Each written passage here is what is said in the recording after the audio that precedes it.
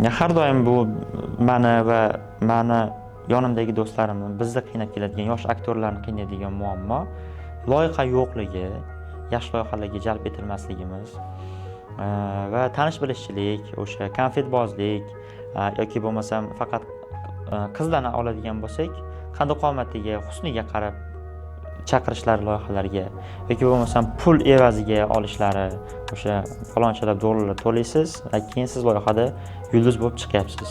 Va mana shu narsa o'zbek kinosini obro'sini to'kyapti. Treshlar juda ham ko'p. Misol uchun o'zbek kinosi o'ldi degan gap bor, misol uchun. Ko'p gapirishadi. Meni g'ashim keladi, asabim buziladi, jahlim chiqadi. Chunki mana shu sohadan umid qilayotgan insonman men. O'zbek kinosi necha yildan beri bor. O'lmagan. Hozir ham tirik va bundan keyin ham yashaydi.